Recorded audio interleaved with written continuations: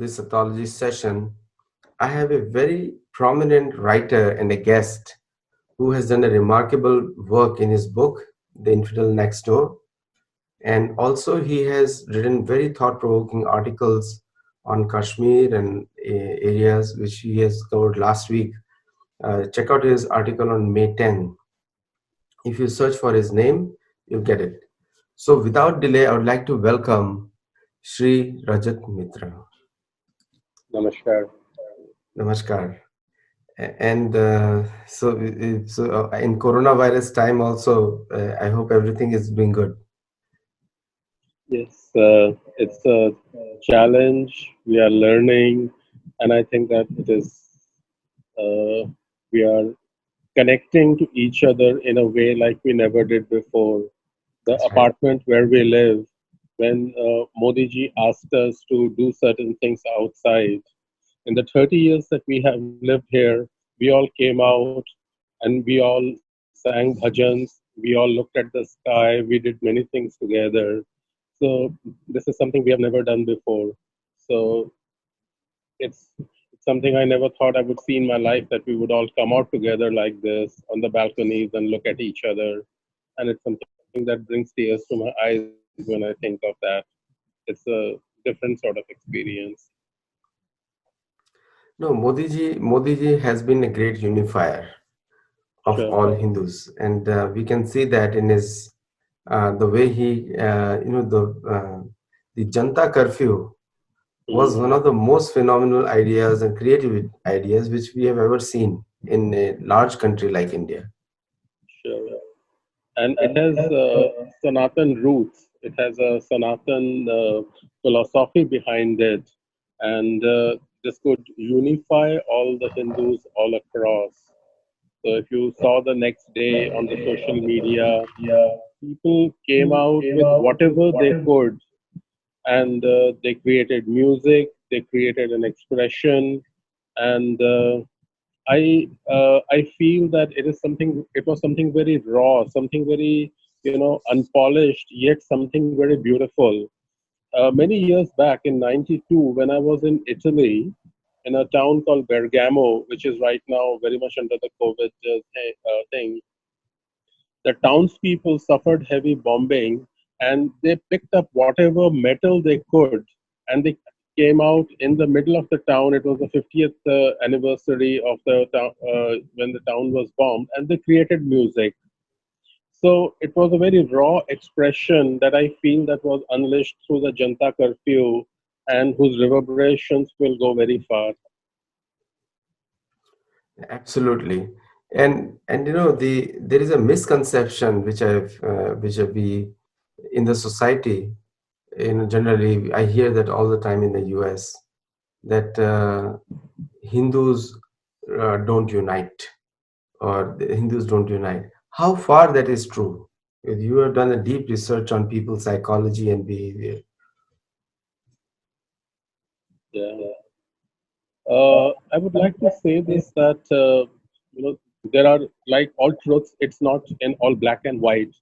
I specialize in trauma, sadma, post traumatic stress, and I know that trauma fragments, and we have faced trauma for 1,000 years, and particularly the last 200 years have, the British rule, and prior to that, it has produced a sense of fragmentation within us, right?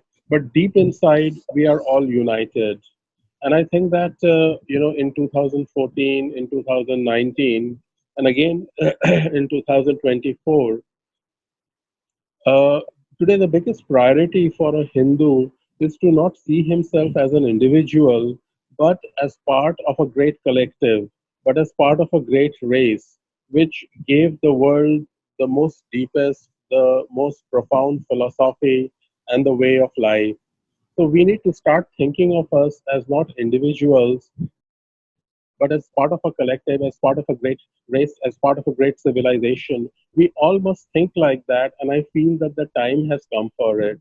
That to me is the biggest priority for us as Hindus, to think of that. Why we need to think of ourselves like that? Yeah.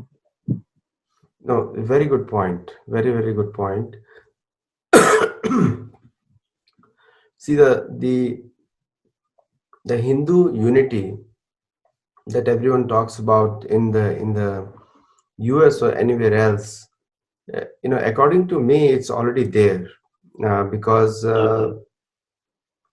because they are all united in a way that they're all following their culture, and kind of they're also spreading the good culture also. So see, our culture, Hindu culture, is based on acharan, like our behavior is the biggest Yeah. thing, because we believe in karma. So if you look at the karma part in the US, then all the Americans acknowledge that Hindus are easy to work with. Hindus are already contributing a lot to the economy, and they're They're not generally destructive. constructive, and They're then not. they are They're hardworking. not subversive. They're not subversive. They blend with the system. They adapt, and they create to the overall level of synergy in the organization, in the system. They don't feel threatened by Hindus. That's what I have also heard. So my next point is, like, for you, isn't that a weakness also? Because see, the Christian culture and the Islamic culture and these cultures, they ask. They do not contribute, but they ask rights. They're based on rights. So I have a right, and Hindus never ask. Don't you think when you're working with people from this culture, that is a weakness also, that we easily assimilate? Yeah, I think more than a weakness, it's also a vulnerability. It is a point around which we can be destroyed because we don't ask. We don't come across as putting forward our demands. We don't come forward as saying that this is our boundary, our limit. We allow ourselves to take on the baggage, the load of the world on ourselves. And yes, this is a vulnerability. It's a point around which Hindus have been destroyed many times in their history. There is a very famous saying: "Forgive, but not forget." So, Yes, we should learn to forgive, because keeping any hatred in a hand is like keeping a dry ice. So sure. the very hand which I holds the think, dry ice is going to burn. But yes. we also And have to not forget that experience, yeah. because if you forget that experience, then you're going to hold the dry ice again. What do you have to say there Yes. on I think forgiveness has a very different meaning in modern psychology. And let me say this, that the psychology of forgiveness, the modern psychology of forgiveness has also borrowed itself heavily from Hinduism and also from Buddhism. For example, the forgiveness research and the forgiveness therapies of healing that came about borrowed heavily from the Eastern tradition, which saw that forgiveness was meant as letting go. It meant as that you will not let the perpetrator, the abused, the accused, the suspect have any power over yourself, right?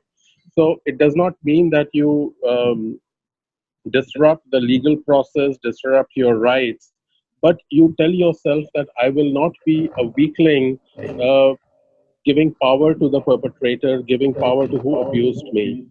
And as far as forgetting is concerned, we never forget because physiologically you cannot forget, right? So you will never forget. None of us will ever forget. We will always remember.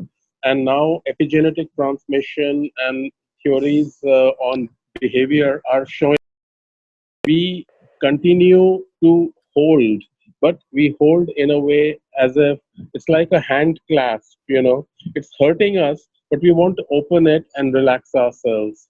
Hinduism teaches us that let it go. Don't give the other power over yourself. And that is one of the fundamental principles that I feel that the world can absorb from Hindu scriptures and philosophy. So what you're saying is very true that yes, we forgive, we let go, but we will not forget. And it is important always to remember that. that? Actually, Bhagwan Ram tells Parshuram that vengeance is the quality of a Kshatriya. mm, So revenge, sorry, not vengeance, revenge is the quality of a Kshatriya. So we have forgotten that. So when people act against Hindus are, because they try to forgive everyone and try to go into the temporary imaginary state of happiness by forgiving and do not go into the other aspect, and which is even Bhagavan Ram says it's a natural quality for a Kshatriya.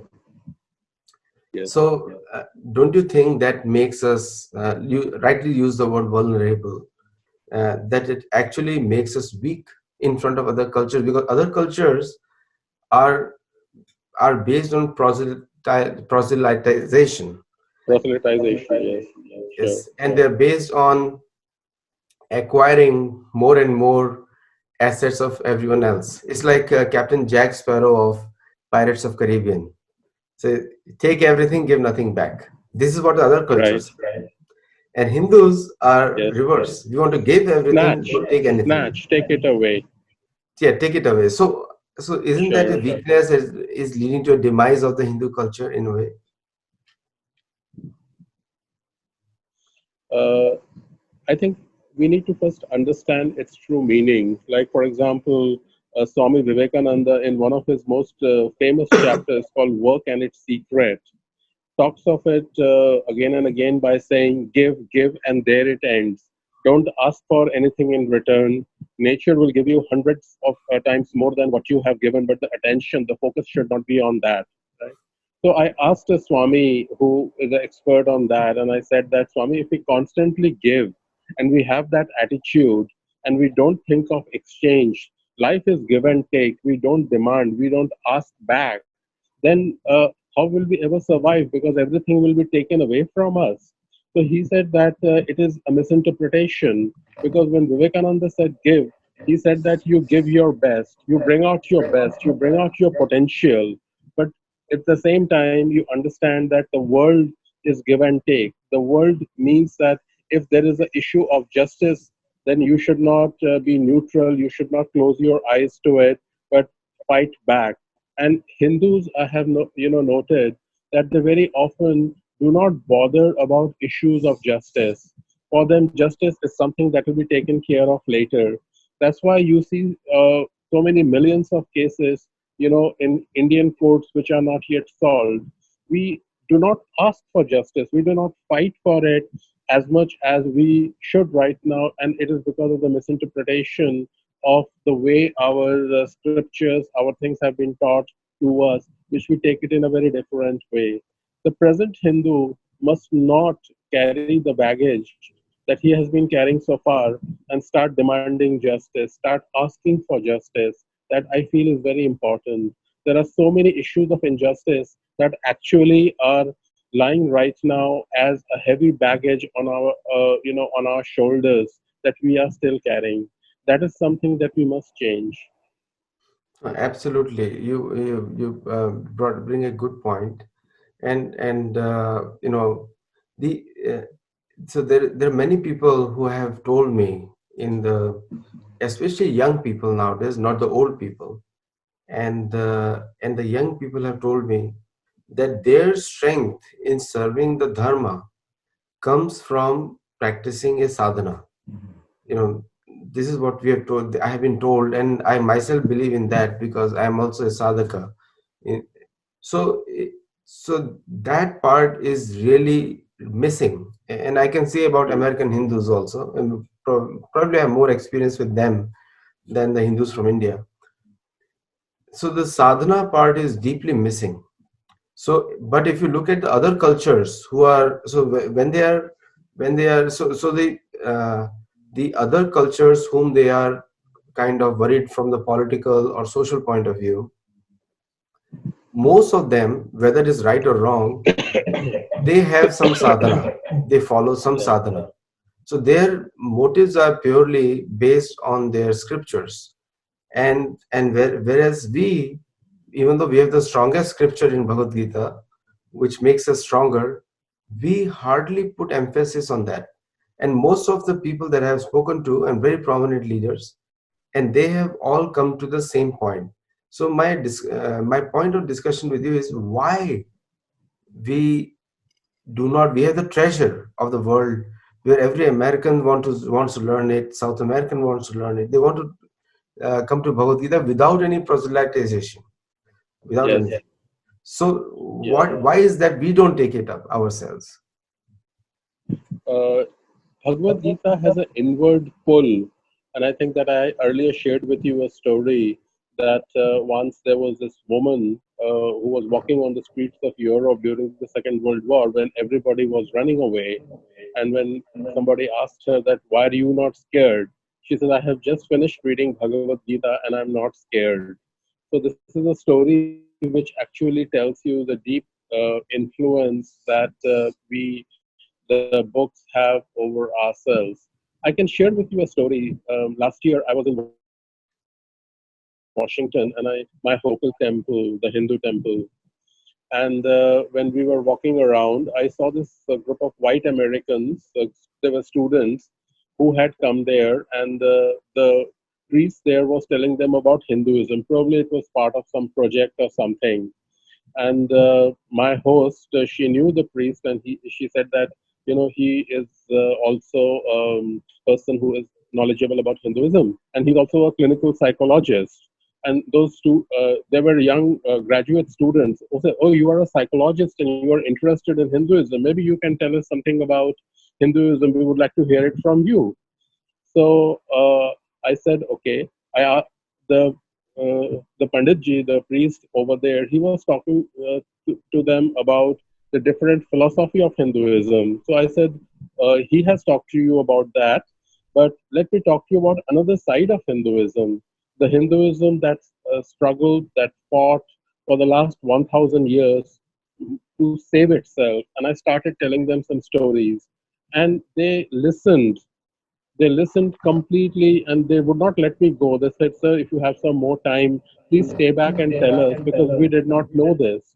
And even Panditji, who was listening, he was aghast. He says, "I did not know all this about Hinduism. Hinduism has faced so much of struggle." So, this incident I often share to say that we need to see two aspects of Hinduism. One is the profound, deep aspects which you talk about, the Americans, the South Americans getting attracted towards. And there is another side to Hinduism which fought itself, which resisted probably one of the biggest assaults on religion ever done in the history of mankind and survived till this day. We need to talk about both. And to our younger generation, we need to talk about the struggle of Hinduism, how Hinduism fought back, how Hinduism struggled. There is also a parallel of that in the way the Jewish people they told the younger generation of their religion and how they fought back. They realized that they have also suffered for 2,000 years. And they found that if they talk about the principles of their religion, the young people are not interested. But when they talked about how their ancestors, how Jews were persecuted, how they fought back, and how they need to be together in order to be a collective, they found that they are touching the chord, echo, a raw nerve which we need to touch in order to make us into a collective. That raw nerve will not come if we talk about Hinduism as an abstract religion. It is beautiful, but you can only do that when you have a calm frame of mind. When your house is burning, you have to prevent, first of all, the fire that is taking place. And I believe that today we need to talk of both. We should not give importance to only the deeper wisdom or the philosophy of Hinduism, but also the side that is self preservative, that has fought itself, and that has survived to this point. The story of Kashmiri Pandits, the thousands and thousands of Hindu priests who today are actually in many places praying with great difficulties. You know that so many temples have been burned down or they get attacked. They live under threats. This story of Hinduism, this another side of the story which I've written about in Infidel Next Door, this story can be told in many forms. It is actually there in the heart of every Hindu. And I feel that we need to bring that story out in our own ways, tell our children, tell the world about it, so that the world gets to know. And until and unless we do, as millions, as a billion people, we will not be able to create that synergy, that effect upon the rest of the world. And I believe that is coming, and I believe that is on its way. No, very good point. And I read your book. I have it in my library. Beautiful book. And I definitely recommend other people to buy your book and then see what is in the content. Now, after reading your book, there is one thing which comes out also in Bhagavad Gita. Bhagavad Gita says, Yuddhe cha apalayanam. So, the duty of a dharmic person or a Kshatriya culture is to never run away from battlefield. So, Exactly. nowadays we see the opposite. We avoid the battlefield. So, is it that advisable to avoid the battlefield? No, I think the battlefield to me is everywhere. The battlefield is in Kashmir, it's in Bengal, it's in Kerala, it's in Pakistan where Hindus are being slaughtered or women are being abducted. The battlefield is in our minds. The battlefield is also an ideological battle. It has to be fought to me at all levels. One cannot run away from it, right? But one also needs to be prepared. One also needs to be mentored on how to fight. So it is important that we mentor our younger generation. We tell them that what is the fight that is necessary and how to fight that. And that is how we will win this battle that is going on right now. No, so true. Because the if you see dharmo rakshati rakshita, I've heard it quoted everywhere, but people do not know what context it was spoken. It was a Right. conversation between Draupadi and Yudhishthir, and that's Yes. where it comes. And also, it is mentioned in other shastra also, but Mahabharat references in that way. And where Yudhishthir Maharaj tells Draupadi that it is the duty of a king to protect dharma either through weapons or through dialogue. And and when that happens, then the dharma protects you.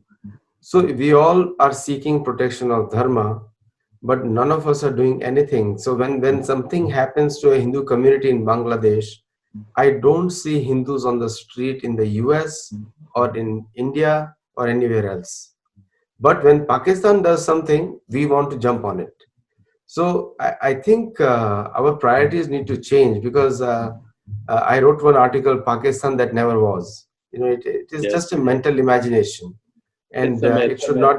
It's a mental imagination, a temporary word created in 1935 in Cambridge University, and it has no Yes. relevance. It's nowhere else the history mentions it. It's an imaginary name, but we still react to the uh, to the all the terror actions from that country.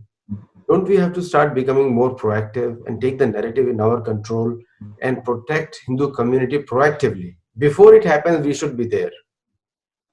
Yes, I think we are on the way going towards that. That is what I feel. I mean, today, for example, we know about what is happening in Hindus in Malaysia, in Pakistan. Yes, there is a minuscule effort. It is far less than what it should be, but it is something which is rising. It is something which is becoming slowly bigger and bigger. And I have a feeling that very soon it is going to reach a threshold, a tipping point where it will change the entire narrative, right? It is something that is collecting itself slowly, steadily, in order to become a much larger force, a movement. And I believe that a movement is possible.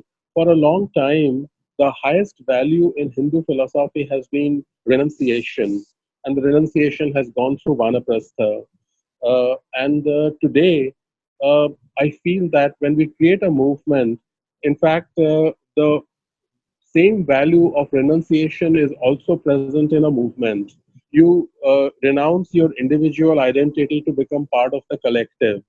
And today, I believe that many Hindus are going towards that way where they believe that we are going to find our joy, our satisfaction of renunciation through creating a movement. And this is also the theme in Ananda Math by Bankim Chandra, where Sannyasi Revolt, which is based upon Sannyasi Revolt, which is one of my favorite books, and I've drawn inspiration from it. When he is asked that why is it that sannyasis are revolting and carrying trishuls, and he says that this is our dharma. We have to fight. There is no other way right now. And I believe that that is also what is happening to us, that we are seeing that the deepest value of self renunciation today lies in self preservation and in creating a movement. That is what the Hindu thinking and the Hindu mindset is going towards. That is what I believe will happen sometime later. No, very good point, and I'm sure that this is the way it is going forward.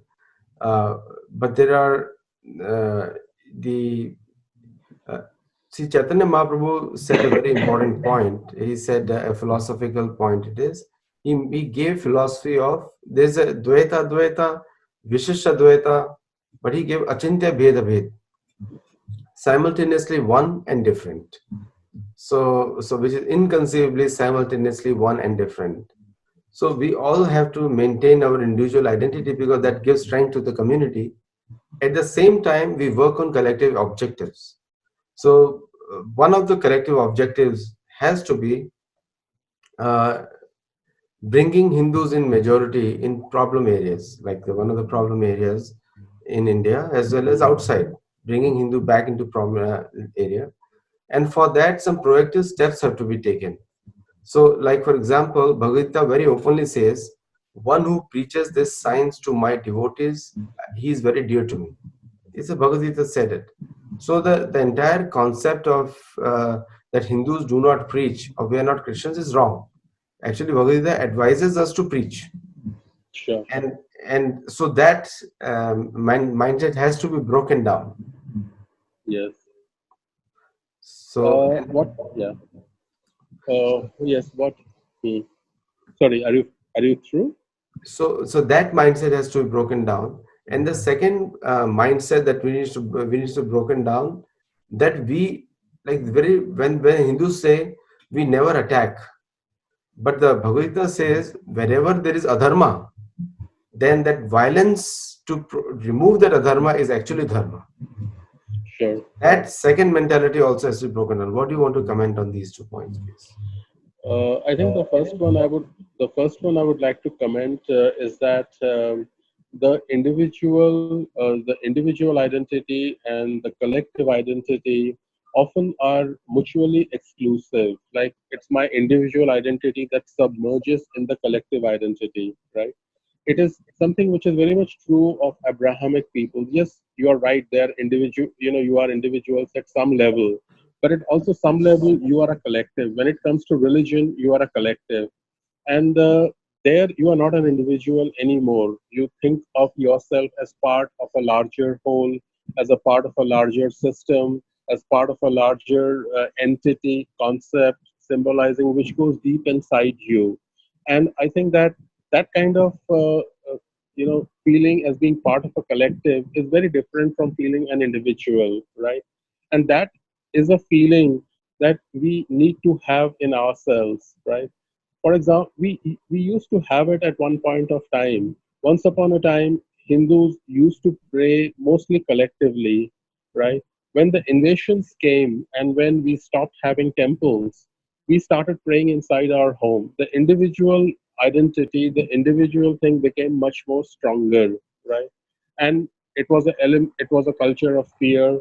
Like for example, I often talk about is that in Delhi there are no temples for the last 1000 years. There are the oldest church in Delhi is 300 years old. There are mosques dotting skylines of Delhi everywhere. But the oldest temple in Delhi, the Birla temple, was built in 1939. There are no other temples, right? There was a culture of fear that fragmented us, and it kind of made us think as individuals. We have to we have to jump over that fear to become a collective and stay collective. And that will be the great unifying force that is something that our civilization is waiting for. That is something that I fervently believe that should happen now. Thank you so much for your time today, and we had a wonderful discussion, and You're I welcome. think many people will love this discussion. And so, please, do you have any concluding point to communicate?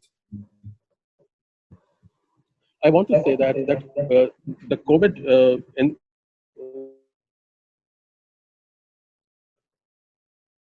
a COVID issue right now, what I notice is that for rest of the world, it is making them perhaps more individuals. People are fragmenting. People are saying that we need to start thinking of ourselves not as individuals, but as part of a much larger, but take us much further. And I wish to say this, what I started by saying initially is that we need to start thinking of ourselves not as individuals, but as part of a much larger, bigger whole identity, which gave the world the deepest philosophy and also the most profound way of wisdom and living and being. So that is what I would like to conclude with. Yeah, thank you so much, Rajat Mitra ji, and it's always a Thank pleasure. you. And viewers, keep watching, and this video content will be out in coming days. And those of you who watch it live on YouTube, thank you so much. Namaskar. Namaskar.